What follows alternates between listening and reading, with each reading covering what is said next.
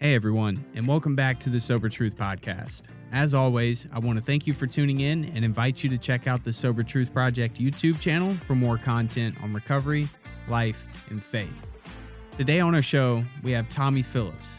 Tommy is an American Christian musician and pastor of the Seminole Heights Watermark Church. Forewarning, this interview is powerful, and we dive into some hardcore topics involving today's Christianity. So without further ado, welcome to the show, Tommy Phillips. So you are the head pastor of Watermark. Yes. Why don't you give us a spiel? How do you describe Watermark to people? Oh, dude, I don't a lot. Okay, let me figure this out. We're a church that is 100% centered on what I guess a word I learned from Scott McKnight would be Christoformity. Like, a lot of people following a lot of people out there. We just want to follow Jesus. We want to be like a lot of people reading books. Like, I want to be like this guy. I like what he's doing. I want to be like this person. This person's a mover and a shaker, an influencer, and a big Christian author, and all these people who think in certain ways, and people are really drawn to that. We're trying to push all that aside. We just honestly want to be like Jesus, like Christ, as much as we possibly can, and constantly taking apart every aspect of our lives, investigating it. Has this been formed by the world or by Christ? Has this been formed by culture or by Christ? Right. And that's what we're constantly trying to do, from politics to ethics to morality, everything. Just take it apart and say, how was this formed? How did you decide that this is the right thing to do? And the follow-up is always, okay, well, if it's right, then also ask the question, is it Christ-like? And oftentimes those are two different answers. Wow, powerful. Because you get talking to people about politics and whatever, and we're like, well, yeah, that's very pragmatic, and that sounds right. But let me ask you, is that Christ-like? If the answer is no, then it's a no-no. You know right, what I mean? right. So, yeah. But I don't think that all churches adhere to that. Of course not. No, it doesn't make any sense to me that they don't. If Jesus is the Imago Dei, then he's 100% everything we need to know about God, and he's also 100% everything we need to know about humanity. Right. He's what we need to follow and be and emulate, and all of it. It's Christianity is all honestly very simple. It's Christ-likeness. It's following and becoming more daily like Jesus. Right. Yeah, I actually heard someone say that Jesus Christ is perfect theology. Yeah. And that's pretty much all there is to it. And there's all this debate about what Paul's doing and this and that. Look, what Paul's doing all through the New Testament is Paul is trying to be Christ-like in different contexts. Yes. And that's why sometimes he even contradicts what he's doing. Sometimes he's putting women in leadership. Sometimes he's not. It's all contextual, based upon what does it look like to be Christ here in this context? What rights and privileges should I give up to remain in community with these people? How can I most effectively emulate Jesus here? And that's why he sometimes comes to different conclusions, because in different cities, different countries, different cultures, you have different answers. Yeah. Well, what else would he say? I've become all things to all people. Yeah. You know, the least of all, right? To the Jews, I became a Jew. To the Greeks, I became a Greek Gentile. Yeah, all that. And it's just a beautiful thing. Let me ask you this. Now, you realize, like, a lot of people that don't know Watermark, they refer to it as the hipster church. Does that bother you? It always has from the very beginning. I don't think it's true. I'm just saying. Sure. I mean, you attract who you are. I became the pastor in 2006, and labels kind of stick. I've been labeled a hipster. I was a musician, and so I dressed like a musician. You know what I mean? Yeah. I'm playing shows. I'm doing tours.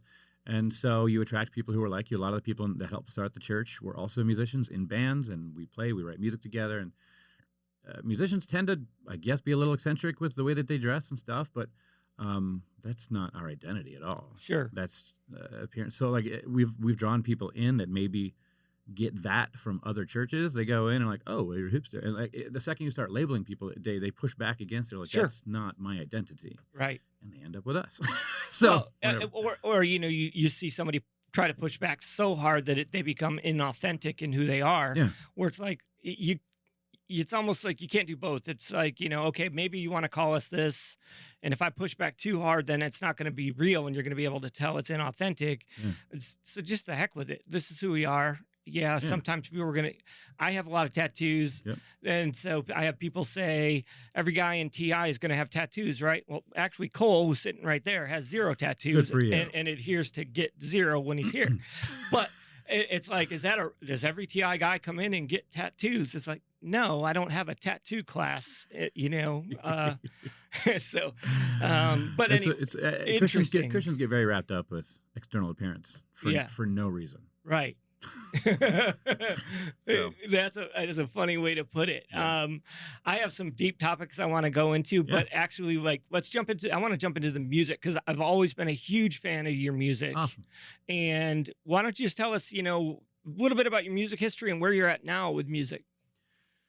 I grew up with musicians. Me and a bunch of friends of mine were in bands, and we would play shows together growing up, and we would switch bands and trade members and all kinds of stuff.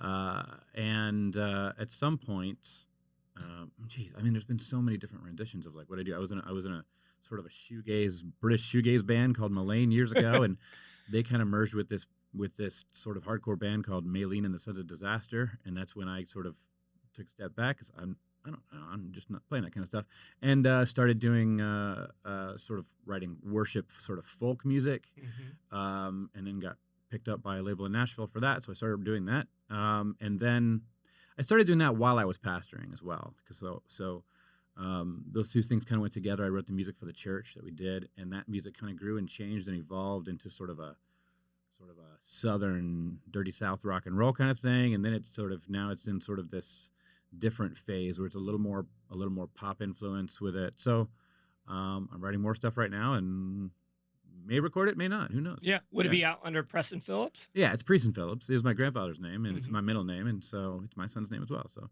it's Preston Phillips, Preson.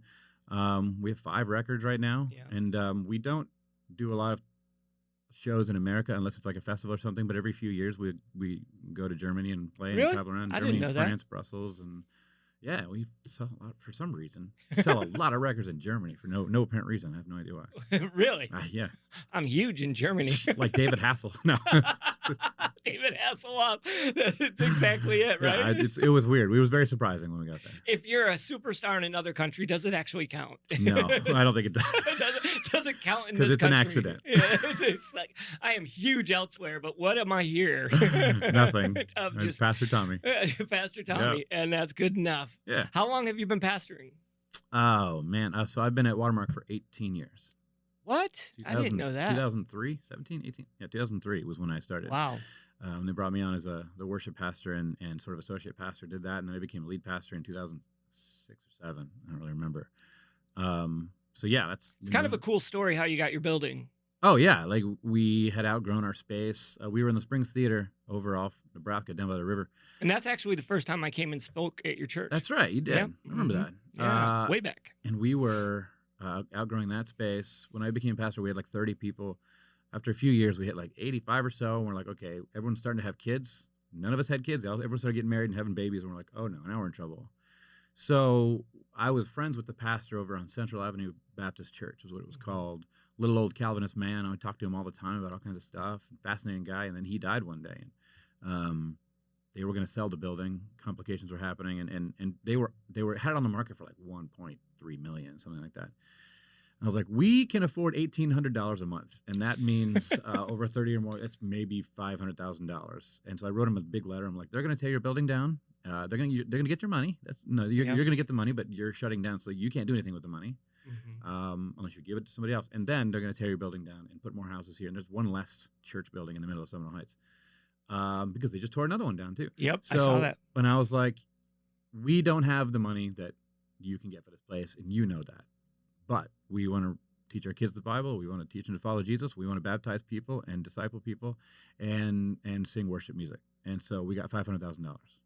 I wrote him, I sent that letter, and I got a call from the realtor. She's like, they accepted your offer. I know, like, man. What? That's a beautiful thing, man. Yeah, it was amazing. And it is something that, like, I see now where I think the one that the church that just got tore down by you is going to be a medical center. You know, I just know all kinds of churches that are getting snatched up, and what worked then for you, I don't think is working nowadays. No, that Christendom has come to an end. It's come to an end. And the place that the church once held in the community no longer holds for its own reasons. Like it's its own doing. And so the respect for pastors and churches in a community is no more. And so we're at a place where we need to sort of step back and rethink, like, okay, where did we go wrong? How do we make it right? How do we become sort of a place of healing again in the community? Because they see us as an enemy a lot of times. So. And rightfully so. Absolutely. Right. We deserve every bit of that. Yeah. Mhm. And that's so unfortunate. Mhm. And I mean, just in the short time that I've known you and your church, I've seen you go through so many changes. And probably the biggest one that I really wanted to talk about today, which really shocked me, I went to my wife one day and now my wife and I have been really on the side of anti-racism for a while, Yeah. and we live in the inner city and we live amongst people of color, and trying to fight for social justice and equal rights, and facing um, mounting pressure at every side, Yeah. and trying to be advocates for the less fortunate. And just one day I stumbled across some of your posts, and I was like, "Hey, honey, did you see Tommy's post?" And she goes, "Yeah." I'm like, he's jumping into this racial thing, Oh, dude. and I jumped way in. you jumped way in, And brother. I mean, I've been there in my head and in my close community for years. Yeah, but the Facebook that's all. Well, I mean, Facebook itself is a disaster. It just shows it to everybody that would disagree with you Mhm. and nobody that would agree with you. So yeah, we started as we take things apart and deconstruct. That's what I mean. Watermark is really known for, like, we deconstruct everything down to nothing and then build it back up, Yeah. centered around Jesus. That's what we're trying to do. And so we started having conversations about race. And I think it started a few years ago with VBS when they put out that. They got in a lot of trouble because they put out this theme of, like, Africa, VBS thing, and there was some really super problematic stuff in there that they didn't realize was when they put it out. And our children's ministry didn't realize it when they ordered it, and we started reading it, and it was heartbreaking. And it was just all this stuff started bubbling to the surface, and we're like, this is something we need to talk about. Wow. So we actually called up, I have connections with Jamar Tisby. Awesome dude. Yeah, good dude, through Yeah. Northern Seminary, where I've been for a few years. And we brought him in and gave him the microphone for an evening. We're like, talk to us. Yeah. And so it wasn't just our church that showed up. It was like 3 different churches showed up. I couldn't believe, I did not know I would have totally been there. The tension in the room. Oh, You could feel it. And it was, and he started talking about sort of the role that evangelicalism has played in keeping racism alive and well and flourishing in America. And we talked about the Enlightenment, how that was a pro-slavery movement. They were trying to save people's souls, but absolutely not reorder their lives around Christ.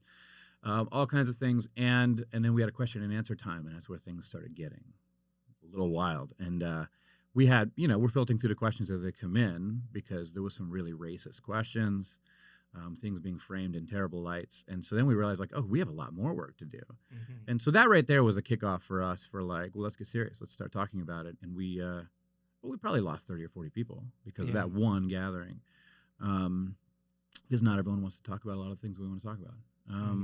But if we don't, then we just keep harming people, Right. and accidentally just mowing people over that are just that we didn't even realize the ways that we're hurting each other. So we started doing more. We started reading more books and talking more. And when the George Floyd stuff hit the fan, when people were marching, we kind of gathered as elders and were discerning. What do we do? What's our role? Our role is always to stand with those at the bottom calling out for justice. And so we stand with them. And so we walked with them, and we didn't even, like, tell the whole church we are marching with Black Lives Matter. We just did it. I was out there, and I saw my elders out there, and I didn't know they were going to be there. And every one of my elder board was out there.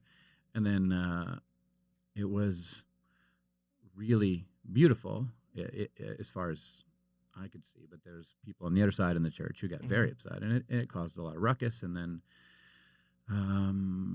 we've just been trying to discern our way through that. Yeah. And Watermark grows and shrinks depending on what conversations we're having, and I'm okay with that. Yeah. We hold loosely to it. If it falls apart and disappears one day, then God's done with whatever God's doing.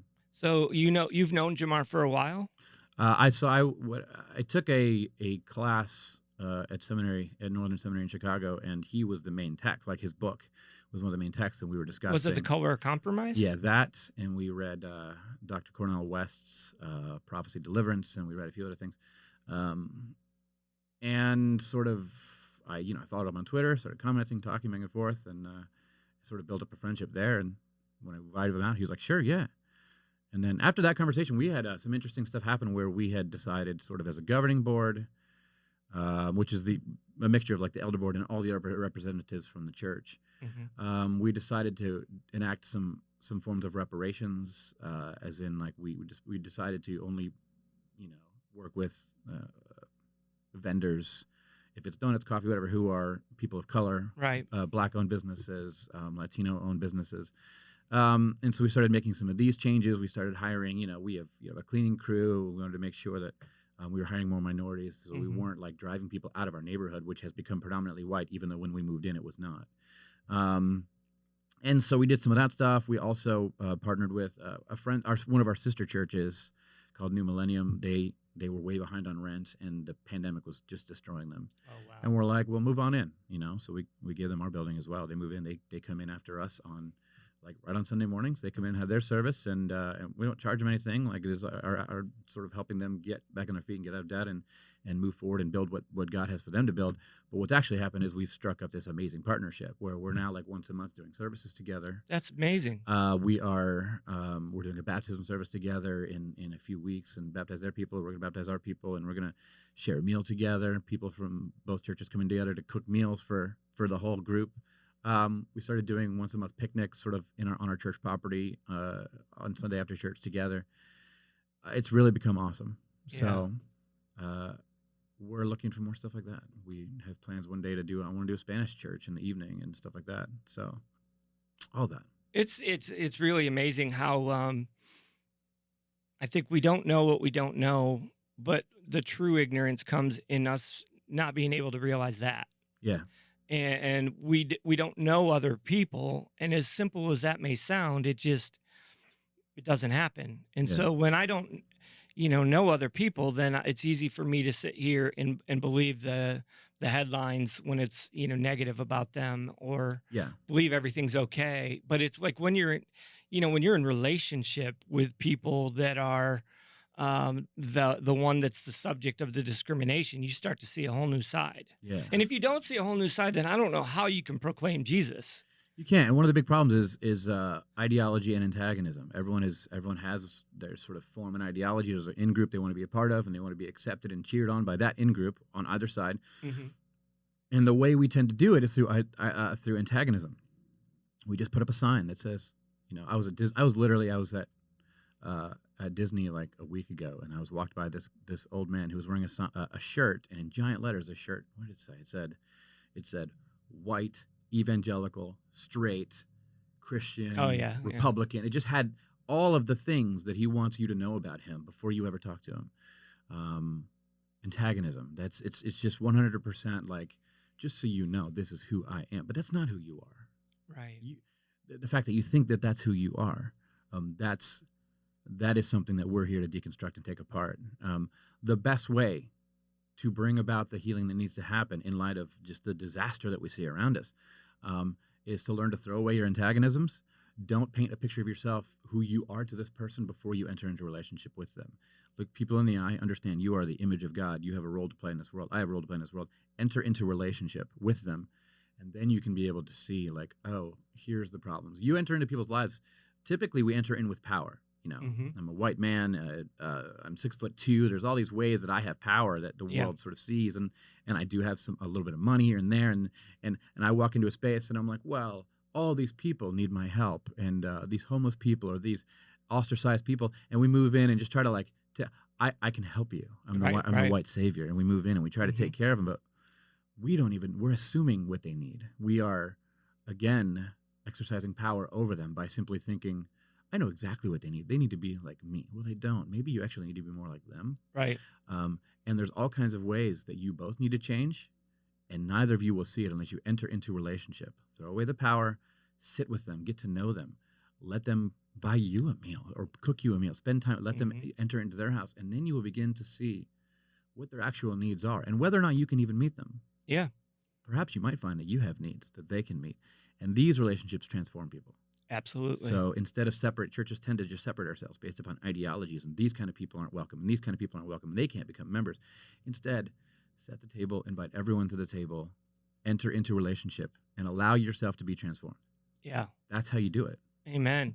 It's funny because I think that we started to recognize the problem with the way that we've done mission in other countries Yeah. 20 years ago, not even realizing we do the same thing here. Yeah. And I think that's the funny thing is like, in the 1900s, white evangelicals would go to Africa and try to teach the tribes hymns, Yeah. and well, this is actually, it's been happening since, colonialism for years, Yeah. but we didn't recognize that maybe we're even doing that same type of mission here in America, not even realizing we can recognize we're making the mistake in the way that we're sending our missionaries to other countries, but not here. Yeah. But Yeah. yet we're making the same mistake in our backyard. It's all about power, man. Like we're just exercising power over people in ways that we don't even understand it. And one of the big messages of Paul is, if you're going to be like Christ, you need to understand how Christ operated. He had everything. He had all the power. He had sat on the throne of the universe and made himself nothing so that he could enter into relationship with us. That is how you enter into relationship with people. Not, I have what you need. Why don't you draw close? Why don't you come on over here and I can take care of you and I'll get you a place to stay and this and that. No, like, man, like, draw close. Throw away all the power. Become like them if you need to. Dress like them. Don't give any air of superiority or supremacy in any way. You enter in and become like them. And then your eyes are open and you can see. Because what you see in the scriptures is God is always coming closer. In the Old Testament, God's far away. And then he moves closer and he tabernacles in the middle of them. They live around it. And then he becomes incarnate as a human being, and that's not even close enough because then he keeps like touching people and hugging people and embracing people, and then after that it even gets closer where it's like sends the Spirit. He's like he's going to indwell you now. Like God can't get close enough, but we cannot get far enough from those that we hate and disagree with. And the sign of our times is fundamentalism on every side. Where, and I've seen, we have in the last year we've lost probably. I'll be honest with you, we've probably lost 300 people in our church because of their ideologies and the fact that everyone is demanding social purity. Everyone is demanding that, like, I will not. Facebook and Twitter taught me I can't associate with people who aren't socially pure like me. So conservatives will never associate with liberals. Liberals will never associate with conservatives. And they've got all these reasons. They're like, no, I don't feel it's harmful. It's not safe. All these reasons. But is it Christ-like? Yeah, when it comes right down to it. Sure, it all sounds great. It sounds nice. What exactly did Jesus do? How did he change? Oh yeah, he moved closer and closer and closer. Is it Christ-like? It really blows everything out of the water when you ask that question. But the people don't want to answer that question. Of course not. They want to talk about God. They want to talk, but they don't want to talk about Jesus. They want to say, things. I'm a believer in God. We follow God. We're a nation under God. But none of those politicians are ever going to talk about Jesus because they know Jesus is nothing like them. Exactly. I'll talk about God in the metaphorical sense of God, the overarching, everybody loves God. Yeah, and they don't want to say, if you ask what God is like, they're just going to come up with all these descriptions of what God is like, and most likely he's going to look more American, more Western, more consumer capitalistic. But really, what you should be saying is God is like Jesus. That's what God is like. Like Hebrews, the beginning of Hebrews. It was God has spoken to us in many fragments and many fashions. That's my loose translation of the Greek. Fragments and fashions is basically how those words can translate. In many times, in many ways, many places. We had the prophets, we had the stories, we have the historiography of the telling of the story, and we make our meaning from that. We decide who God is, but God always ends up in the Old Testament looking a little bit like a warrior God that is trying to vanquish and kill and punish his enemies. But when you get to the New Testament, suddenly you have, up until that moment, God's people are pretty violent, and instantly they're not. Yeah. Right away, we get the invention of the martyrs. You know what I mean? Like, what happened? Oh, they decided they couldn't carry a weapon for the empire. They couldn't carry a sword. They couldn't kill anybody because everyone is made in the image of God. And so what they realized is that God is like Jesus. Yeah. Jesus is not like God. God is like Jesus. Like, this is the best way to talk about it. It goes the same both ways, but like the best way to talk about it, whenever you're going to talk about God, how does God want you to picture him? Naked, beard ripped out, hanging on a cross. All of the signs of power. His power is wrapped up in his masculinity with his beard. That's been ripped out. With his clothes and that's all been stripped off. He's naked, beardless man. Every aspect of his power has been just ripped off, and there he is. And God's like, this is how you should see me, because this is how you should see yourself.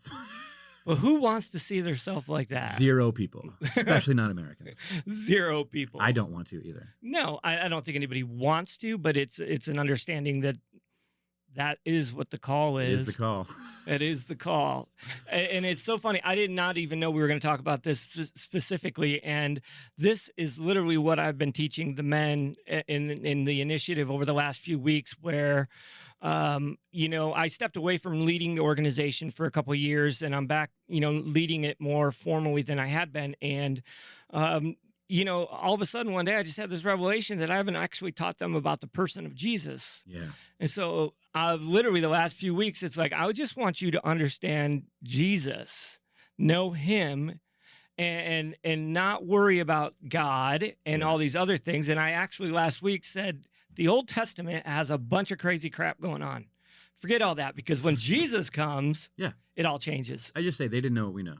Yeah. It's Brian Zahn's, like my favorite line from Brian Zahn is, God is like Jesus. We have not always known that God is like Jesus, but now we do.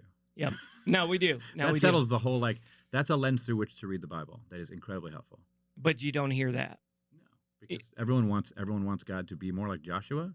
We teach a lot, in our children's ministries and stuff. People are always like, let's teach the story of David and Daniel and Joshua. The problem is none of these people were Christ-like. There's little bits and pieces where they sort of emulate the aspects of Christ, and you can point all those out. Obviously, King David, there's a lot of aspects of King David that is Christ-like. Jesus is the Davidic king, and he brought together the empire, all that. And so, yes, but he was pointing to something else, because there's also, he also had a lust problem and was a racist and a bit of a murderer and all these things, you know what I mean? So, can you be a bit of a murderer? I don't think you could be a bit of a murderer. A little bit. Just a little bit. Just a little bit of a murderer. But we want to teach our kids about these great men and women of the Bible. But they're not Christ-like. Right. The whole point is, look what we do, and I'll look at Jesus. Look how different Jesus is from even our most spiritual leaders that we have ever, the greatest leaders we've ever had. They are not like Jesus. Right. We didn't know this. Now we do. Well, and I think, it all ties into the single catchphrase of the last year, rights. Yeah. I don't want my rights taken from me. That is the most unchristian phrase ever that ever was written, ever. But that's the one we hear. That's why that guy at the park had, I'm a white evangelical, because he doesn't want his rights taken, because there's an evil empire trying to take your rights. Yeah. Yeah, it's the message of Babylon. I mean, I after what I call the Christian insurrection, I preached a sermon on, that was the last real ruckus I made, about how there really is only one nation. There's two nations in the Bible. There's Babylon and there's Israel. And that's what you get to choose between. And everyone who is not Israel is Babylon. And Paul tells us that the message of Jesus, like the work of Jesus, was to lay the groundwork so that all could enter in. And Paul sees his mission as, I kick the door open to the Gentiles and bring them in. And we find a way to include people who have not been included. And this is the work that Jesus is doing. This is what Paul is doing. So they're trying to bring people in. And the only way they can do this, there's a whole book written about this, is Romans. And the whole point of the book of Romans is he's looking at the conservative fundamentalist Jews and the super liberal Gentiles in the church, and he's saying, look, how can we bring you two together? What are you willing to give up so that you can remain in community with these people? Which is the exact opposite thing that is happening out there today. It's how quickly can I get rid of all these people and form a pure congregation? The second you formed a pure congregation, Jesus is not there. He's not a part of it, because that's not what Jesus is doing. And so one of the things that Paul is always doing, he tells the story of the Jewish people. He's like, God brought you through all of this, and he retells the whole thing. God brings you through all this so that you could bring the Gentiles in. So at any cost, bring the Gentiles in. At any cost to you, bring them in. No matter what the rights you have to put aside, any of it. Anything you have to do to be like Christ, and let them in. And then he turns to the Gentiles and says, let me tell you their story. And all of this happened so that you could be brought in. Here. You owe them a lot. So you need to give up some of your rights and your privileges and your power, and everyone humble yourselves and enter into community together. We tend to think the book of Romans is about how to get saved. It's not. These are Christians. It's a church. They're all Christians already. He's not telling them how to get saved. He's telling them what salvation brings them. Yeah. Unity across these cultural boundaries. Wow. That's what it does. It really is beautiful when you look at it, like that. It's interesting. You keep saying, it's like we got to have this pure place. Who else used that language? Lots of people have used that language. That ain't pretty. It ain't pretty. Anytime somebody starts talking about pure races, that's usually a bad thing. Or any any semblance of people just saying like, I won't gather with these kinds of people, well, then you can't really gather with Christ, because Right. that's where he is Mhm. right now. Yeah. And anytime you push somebody out and you ostracize them from the community, Jesus goes with them. He's there. And anytime you we forget how often, I mean, we talk about voting and majorities, and like oftentimes we don't even realize that like just because a majority voted something doesn't mean that was God's decision. Oftentimes you will find yourself voting against Jesus, that he'll be on the other side. Right. Yeah, it's constant. He totally would be on the other side, you know? Yeah. Let's talk about it. The election comes along and totally, as if you weren't already in enough trouble, the election comes along. How did that go with your church? Well, they know I'm not interested in earthly leaders of Babylon. They know in order for the kingdom of God to come, America can, will, and must fall, as well as every other nation. Yeah. I know that's American blasphemy, but America is not what God is doing in the world. The church is what God is doing in the world. That's Right. what God has always been doing since the foundation of the church. We are the nation, the kingdom, the people who he put here so that people would look at me like, oh, that's what God's like. We Yeah. are the body of Christ. So we do the same thing Jesus did. So the election rolls around, and of course, there's misinformation flying around. Everyone's hating each other. I'm watching the inauguration, and they're using a lot of scripture, and I do not like that. I don't like people in power wielding the words of the poor and oppressed Jewish people of the first century in the opposite way that they used it to somehow establish earthly power. And just because I agree with the scripture being quoted doesn't mean I'm at all comfortable with the medium in which it's being delivered. Like, I am not comfortable with powerful people. When Jeff Sessions stood up several years ago and quoted Romans 13, that is, first off, it's exactly what the leaders of the Third Reich did. Everyone who has been in power has always used Romans 13 to tell people to submit to authorities. But the reason Paul is writing to literally an oppressed people, so it cannot mean what you think it means. He's not telling them that. And there's all kinds of debate about this, and I could go into that, but it's a whole long thing. But like, powerful people should not, in that manner, be wielding the text to coerce people. If you want to hear the text read for real, sit with the poor and listen to them read it and talk about it. Then you're going to get an accurate view of how it should have been read in community, not by yourself in a room full of people, like gathered reading it. That's how you're supposed to do it. So you obviously, some of my listeners may not know who you are or what you do, but you have a lot of education behind you. You're not just sitting here spouting off stuff. I've got some. So where'd you go to? You go to? It's nothing impressive at all. First off, back in '99, I went to Word of Life Bible Institute, evangelical conservative place, and actually went to Liberty University after that from '99 till 2002. I was there during 9/11 when they put up a giant 60-foot American flag, and the whole student body was sort of bowing down. I have a picture of it, bowing down, praying in front of it, very Nebuchadnezzar-esque, if that's a word. And by the time I got out of Liberty, I was so disgruntled with the church. I disheartened. I did not like what I saw. So funneled, as most Liberty students did in that time, funneled right into the emergent church. I haven't heard that word in a while. Dude. Emergent church. I know. But all the heads of the emergent church who were rethinking sort of how to do church, a lot of them came straight out of Liberty University and saw exactly what I saw, and then spent some time in agnostic land. And then agnostic land, and walked out of that like when I discovered a lot more things about Jesus that I just never knew. And so I've been at North. I've been studying for years now. I try to always be taking some classes somewhere. So right now I've been studying the Book of Romans for the last few years with Scott McKnight at Northern Seminary. That's what I saw. I saw you posting about that. Yeah, yeah, that's cool. We're working on a book together right now on the I am statements of Jesus from the Book of John. Wow. It's sort of a evangelistic sort of tone in the book about like, who is Jesus? Like, what did he say about himself? Coming out from a different perspective than the typical C.S. Lewis kind of way. Yeah, Sure. I think it'll be good. No knock on C.S. Lewis. No, it's great. He's awesome. No, but I don't think his argument works anymore. Right. It's changed. Yeah. It's drastically changed. Wildly important for his time. Yeah, absolutely was, without a doubt. So with the pandemic, how have you, I saw you post something, I mean, it was a while back now, but you're like, we're not going to gather in person. And then, going through all of those changes, I'm sure you were getting pressure from people, especially when the state basically said we could meet, and I think you still weren't going to meet. Yeah, we wouldn't. And how'd you roll through that?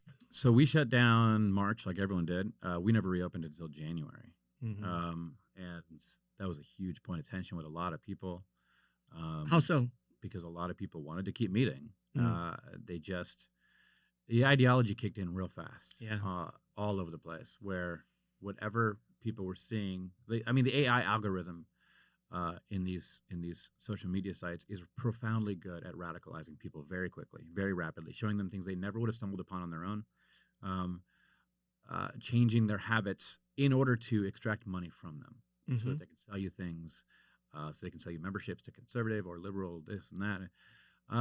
And so, yeah, it was constantly people emailing like, open it up. And then I found out all these people had been going to other churches and just decided to settle in there and stay. And some of them were getting COVID. A couple of them died. And then Wow. I lost a family member to COVID. It was a bizarre time to watch everybody. And I saw a lot. I learned a lot of things actually as well, because I learned that the unifying force in a church, because we've always been a pretty diverse church, but the unifying force in a church I found is facial, like presence, like actual bodily presence together, and communion. Yeah. Neither of which we were able to have for about 8 months. And that mixed with radicalization of social media, that it really did cause a lot of ruckus in every church. Oh, yeah. They say, Yeah. I have many friends who are pastors who quit. I know, was it Christianity Today put out that article? It was like 60% of the people who left church will never go back again. They're just done. Yeah, I saw that. Yeah. And I don't know if that's good or bad. Yeah. I don't have a judgment on that. I tend to think it's possibly good. I think God knows what he's doing. We are exactly 500 years from the previous Reformation, which was caused by a surprise epidemic. And then responding. I actually didn't know that. Oh, dude, it's a whole. We could do a whole podcast on like Really? the beginning of the Reformation sometime. Wow. I'll just send you a paper to read. I wrote a whole thing about it, about like the political powers that forced Please this do. Reformation. It's fascinating. Yeah. It's not the romantic one dude with convictions. He was being used by very powerful people to destroy other powerful people, to extract money from poor people and people who had lost many, many family members in a pandemic. Wow. So it was kind of very similar. The same powers above us trying to pull people around and get them to exercise power over each other. And all of this has been redone. Every 500 years, there's a Reformation. Read Phyllis Tickle's book. What was it called? The Great Emergence? The Great Emergence. Every Yes, great book. 500 years, there is a Reformation. 2017 was the 500 year mark. 2020, we get our pandemic. Here we go. Wow. So the church will never be the way it was. I think the megachurch knows its number is up. I think it's failing. I think the future is very small churches. The best scenario would probably be under 300. Most sustainable. Where were we before? Pandemic. What were we talking about? Oh, how you rolled back and letting people come in. So eventually we lost a lot of people because we wouldn't meet again, and then we opened back up with like RSVP limited. We like 20% or 30% with masks, and we had air purifiers, and all the windows were open. It was really nice actually. Yeah. And that was helpful. But then a lot more people came and checked it out, and they're like, "No, we think you guys have gone crazy," and then they left. And we're just trying to do the safest thing we can. We literally committed at the beginning. We're just going to do what the CDC says until there's a vaccine. We just said that the whole time.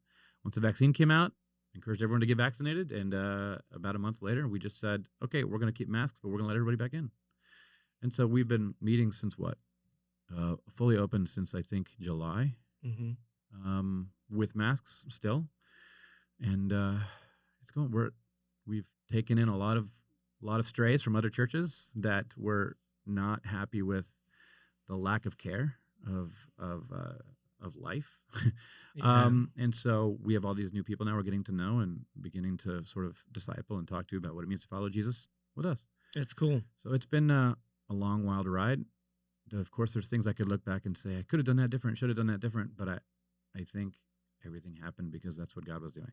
Sure. I mean, sovereignty of God is obviously a debatable term, and it's certainly the way that people want to break it down, but he knows what he's doing. Yeah. I'm not a God's plan guy, because I think that can make him seem like a cruel guy. Yeah. But there is a way that there's a plan. Yeah. And then there's a way that some people use it abusively. Yeah. I mean, one of the ways that Paul talks about it is all things. What does he say? Basically, again, my loose translation, all things will be retold, sort of idea is how he sort of uses the word. And it's kind of like when you go on a camping trip and it's really, really bad and it's raining and hailing and then the tent catches on fire, whatever. And it's miserable and you're so mad and you come back home. But then 3 weeks later, you're at the bar and you tell the story and your friends are rolling laughing. And it turned this terrible, miserable thing into this joyous, unifying thing. That's, from what I gather, that's the idea, that all of this will be retold and we'll be like, oh, it'll somehow be a part of this beautiful thing. Yeah. When it seems like such a mess. Yeah, I think, things definitely needed to change. Yeah. I will say that. And I think that the Christian world have felt it more than any other world. Yeah. As far as the way that we go about our life and the way that we do things. And, it's just been a tough couple of years as far as Christian relationships go. I know that I've lost a lot of relationships and it's been challenging. My wife and I, we sort of co-pastor here at Tyre Temple, which is a predominantly all-black church and has been for 90 years. And because of that, they still don't meet in person. So when we preach, we have to preach, via whatever, online. And we understand that because they're doing what's best for their congregation because they're all, people of color that are usually above 70. There's a lot of skepticism in the black community about the vaccinations. And it's understandable. Sure. With the history of our country. Yeah, it really is. Which brings me to, the effect of all things we just talked about on addiction, mental health, suicidal, ideations. How has your church sort of felt those three, the big three, has it really over the last couple of years? So the mental health thing has been huge for us. I have never really had mental issues until 2020. I had a nervous breakdown on my porch one night. Just absolute nervous breakdown. Never experienced anything like it. Thought I was having a heart attack. I don't know if it was a panic attack or what. I don't really know. But I started going to counseling and learned a lot about my own brain and how it's functioning, and that was very helpful. And then we've always had a counseling center at Watermark, but I sort of started pushing people more into it. Like, hey, this is getting really hard. We're going to open up some funds, and if you need counseling and you can't afford it, hit us up. We can provide it somehow online or whatever. And then when the Black Lives Matter marches were happening, we were talking to a lot of people of color who had a lot of trauma, and we're like, well, one thing we committed to doing was for a few years just providing for the BIPOC people in our church, providing free counseling for them to try to repair some of the damage that has been done in communities and the baggage people are carrying around to help lift that load. And so we've been leaning into that as best we can. Haven't been perfect about it, but it's something we're passionate about. What else? Just, mental health, suicide prevention, addiction, just really, it's sort of the buzzwords now, which, good or bad. I mean, I think that's good and bad because when things become buzzwords, people start to tune it out. Yeah.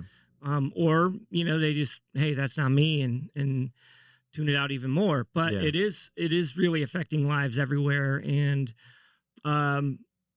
me personally, that's sort of my life, those three areas. And I don't feel like the church has done a specifically good job historically with that. I would agree. I think the church has seen, for the most part, evangelical church has seen its role as strictly spiritual. We gave up all the work, all the foundations laid by the church fathers, with the Macedonian, the Cappadocian fathers, the invention of hospices and hospitals and public schools, that all the things that Christians have provided to the world. At some point, we just kind of handed them off to the state, and they're like, "We'll take this. You go do your religious rights." We're like, "Okay," and then it's bad. We just gave it all up so that we could just sit around and talk about God, but never actually be the presence of Christ. It's been weird. And I think we're realizing that. We're trying to reclaim some of that. So, yeah. I think that's part of, okay, we just said, there's this mass exodus of the church, and we see, some of it rightfully so. Yeah. And I know over the last few years, I've worked with a lot of different faith communities of all faiths and trying to come together to understand mental health and addiction on a deeper level, and how the church has been, whether it's the mosque or the church or whatnot, is used to try to help its people. And usually the harshest criticism we find at the meetings is from ex-Christians who saw a pastor and Yeah. said, I'm struggling. And either they ended up in deliverance or, you need to just go home and pray. And, neither of which was helpful. And so the person left feeling, not cared for, not loved. And so I think that the church is going through a big shift in that. Yeah. How much of it do you think, it's up to, us pastors to actually take the time to learn a little bit more about those I areas? think it's always helpful, but I think pastors need to know their limits and their role. Mhm. You're there to be the presence of Jesus in the room. You are the one that they should look to. Your Eugene Peterson would put it like your most important job is to live your life as Christ would, Mhm.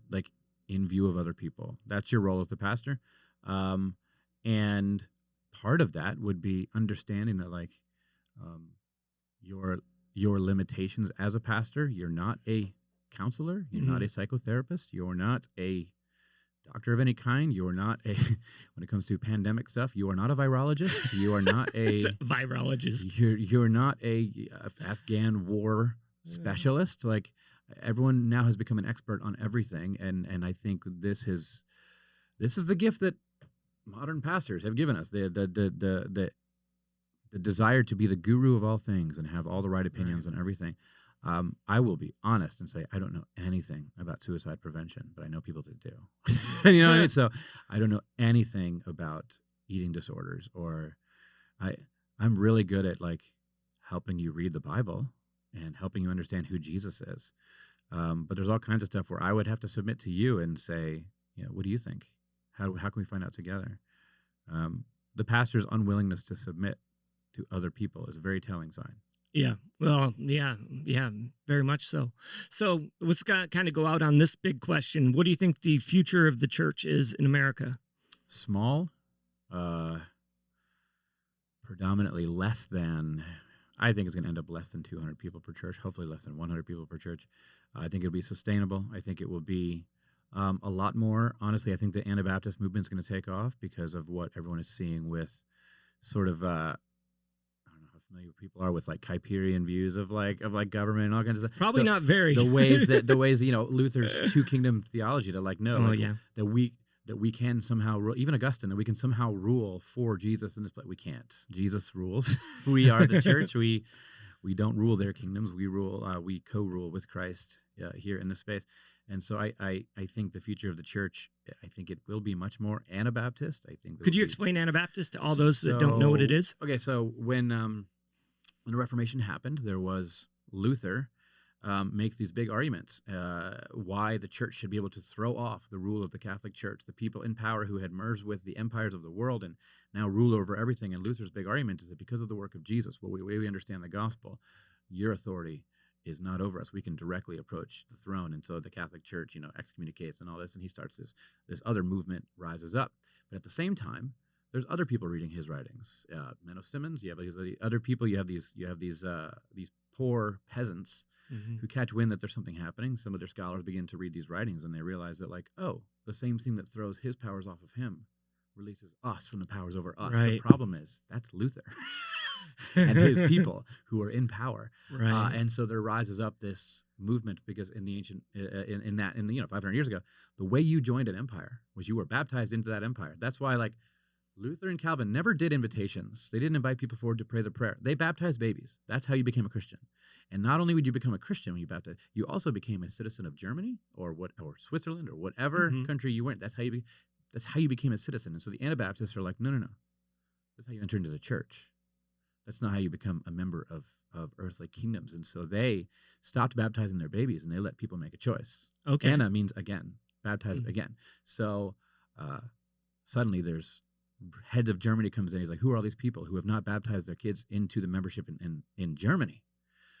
And they start rounding up and killing them. And part of the movement of the reformers was there's this moment where they round up all the Anabaptists and begin to drown them in barrels and say, oh, here's a real baptism. Even Menno Simmons himself drowned in the river with his wife. But their whole thing was like, no, we are a separate kingdom. We are a people. We are not a part of all of this. We are building right now the kingdom that will stand forever once all of this falls. And our king is Jesus. We have no dual allegiances to anyone. Our allegiance is to Jesus. The word faith is the word pistis, which we know more than ever now directly refers to allegiance to a king. Mm. So we don't say the Pledge of Allegiance. We don't serve in the military. We don't do all these things. And this is how they were back then. And today, to this very day. So you have and there's some extreme, you have the Amish, you have the Mennonites, you have the Quakers, you have all these different types, but there's these neo-Anabaptist movements coming up where people realize we're not a part of this. Mm. We're the church. God is not doing America. God's doing the church. And so it's, we practice nonviolence, peaceful, Christian nonviolence. Yeah. We give up rights and privilege to serve other people. We discern following the Spirit to what God is doing and how we can take part in it. It's just a whole other way of being a Christian than I grew up in as sort of Southern Baptist. You know what I mean? Definitely different in the Southern Baptist. Absolutely. Yeah. Yeah. So it's a really beautiful thing. Yeah. And it's interesting. I think part of why somebody like me has always been able to understand sort of these things is being an addict going through my 20-year of destruction path. I know what it feels like to be less than everybody around you, at least feeling that way, and living, I've been homeless and strung out on dope and suicidal. And so it's easy for me to relate to people that are underneath the power of others. Yeah. And to recognize, now that I am, sober and of my right mind most days, everything I can do to help those less than is definitely what Jesus would want me to do. Yeah. And it's just, it's hard when you see people that are just clinging to their power and they don't want to let it go for anything. Yeah, man. God has called us to be free, and freedom also from the trappings of wealth and power. You don't have to pursue anything. You don't need to pursue more honor in the eyes of other people. You don't need to seem cool or hip or do anything new and fancy and interesting. You can just build relationships and be Christ-like and accomplish so much for the kingdom. Yeah. That doesn't require any power, any eyes looking at you. It doesn't require a Facebook account or a Twitter account. It doesn't require any of that. Yeah. I've seen so many, I've done way more funerals than I have done weddings or baptisms over the last few years, and nobody gets to take anything with them. And what's remembered about you is all that's going to be left on this earth. Yeah. And so what do you want to be remembered for? Exactly. Do you want to be, are you going to be somebody that when you're gone, others are going to miss you? They're going to count on you and they're going to regret that you're not there? Or you're just somebody that maybe people are glad is gone? Yeah. Maybe the community will look and be and see your work as this should be picked up and carried on further. Amen. And they can carry on the work because Amen. It filled them up. And so just leaving behind work that other people look at and say, well, that needs to keep going. Amen. That was life-giving. And That's so, awesome. I mean, that's the biggest dream, a body of work that looks like Jesus and that like Jesus, people will just follow. And I don't want to point to me. I want to point just like Paul, follow me as I follow Christ. He's pointing right past himself. Yeah, not Apollos, not any of these others, right? Yeah. Man, Tommy, you're still an awesome dude. So Thanks, if people want to check you out, check out Watermark, give them the rundown. Yeah, watermarktampa.com is our website. We still have some social media accounts, although I drop hints every day that they should be deleted. And our services are live streamed, I guess, indefinitely now. This is the world we live in. Yeah. If I had my way, they wouldn't be. But I understand people still out there watching them. And my music is Priest and Phillips. We have 5 records. They're all worship records, and some of them are more singable than others. They're amazing. But, thanks. And when this is all over, I hope to get out and play some more shows. We'll see. That's awesome. Yeah. Tommy, thank you for coming in, brother. Yeah, man. This has been great. It's great. All right, everyone. Peace.